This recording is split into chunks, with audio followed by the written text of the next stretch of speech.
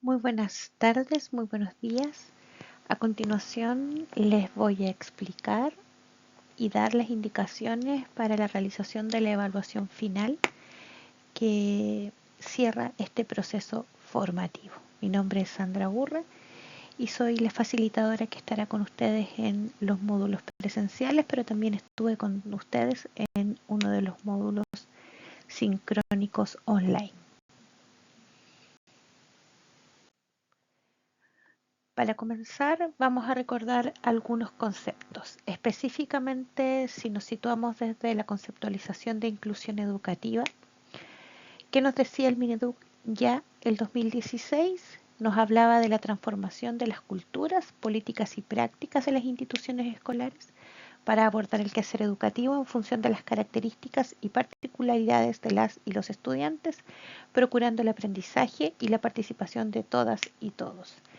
Conceptos fundamentales, los últimos que se mencionan, específicamente cuando nos situamos en un proceso formativo que nos enriquece y que nos invita a analizar las prácticas que llevamos a cabo día a día, que pueden ser mejoradas, enriquecidas o que de alguna u otra forma debemos dejar de realizar porque se contradicen con la gestión curricular, con la gestión pedagógica inclusiva para la participación de todos y todas.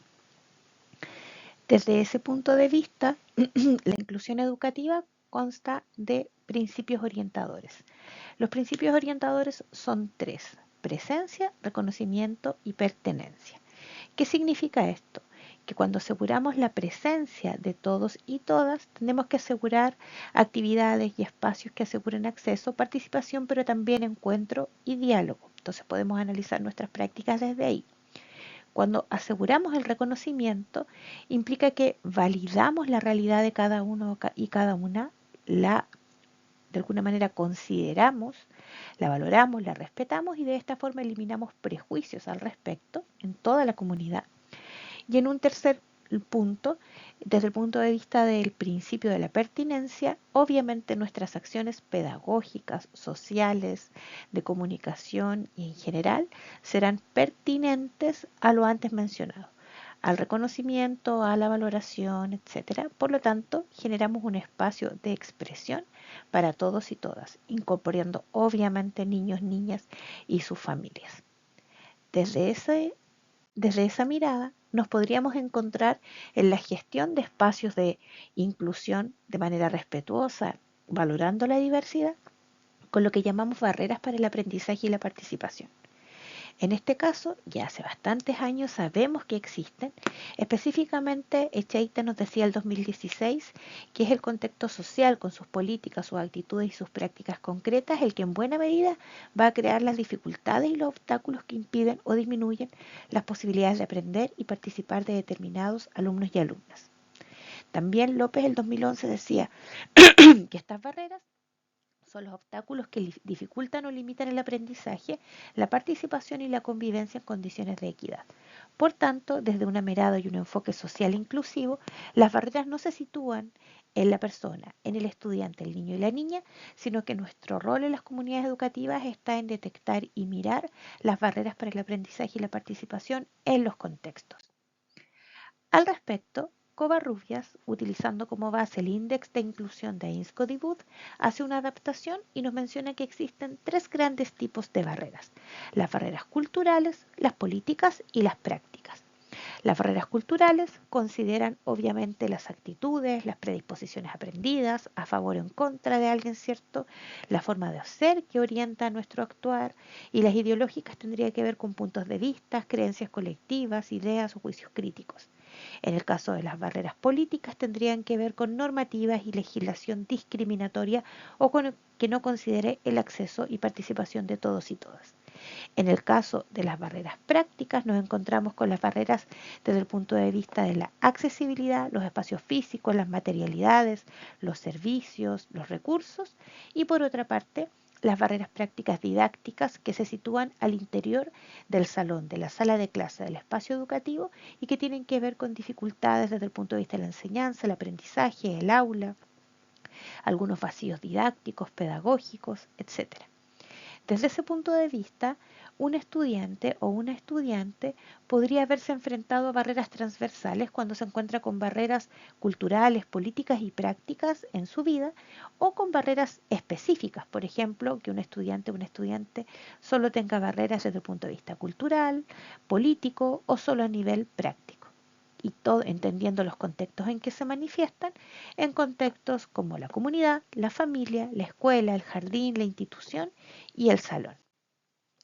Desde otra mirada, entonces podríamos decir que el niño y la niña podría verse enfrentado a barreras para el aprendizaje y la participación en un contexto o en más contextos, y esto podría perjudicar su participación, su aprendizaje, y por tanto estas barreras son las que debemos detectar y mirar cuando hacemos una radiografía, un diagnóstico, una caracterización de nuestra comunidad educativa, preparándonos para asegurar espacios de inclusión para todos y todas desde una mirada de igualdad de oportunidades y equidad en la respuesta educativa.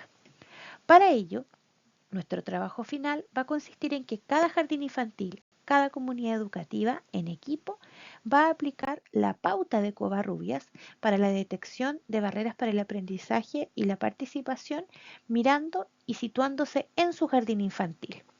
Para ello van a recibir esta pauta que surge de la adaptación del autor que yo les mencionaba, y en ella van a colocar el nombre del jardín infantil, quienes componen el jardín infantil y que trabajan en esto, y van a marcar todas las barreras que ustedes son capaces de identificar en su comunidad educativa, ya sea a nivel de aula o salón, a nivel de todo el jardín, ¿cierto?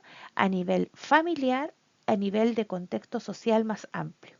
En el caso de las barreras culturales, que están ahí en amarillo, se dividen en barreras actitudinales e ideológicas. Y lo que ustedes tienen que hacer es marcar o destacar aquellas que reconocen presentes en su comunidad educativa, ya sea a nivel de sala, a nivel de jardín, a nivel familiar o un contexto social más amplio. En el caso de las barreras presentes en las políticas, tienen que marcar aquellas que consideran ustedes que están presentes en su jardín infantil, ya sea por normativas internas, institucionales o las bajadas que hacen. Y en el caso de las barreras prácticas, que tienen que ver con accesibilidad, van a tener que mencionar ahí si detectan ese tipo de barreras a nivel de sala, a nivel de jardín, a nivel familiar o a nivel social. Basta con, conociendo su contexto, marcar la barrera, ¿cierto? Y en el documento dejarlo bien claro. Por lo tanto, ¿qué va a hacer cada jardín para este trabajo final? Van a leer y analizar en equipo la pauta que se va a enviar para detectar las barreras para el aprendizaje y la participación de todos sus tipos, ¿cierto? Los tres tipos, los distintos ámbitos.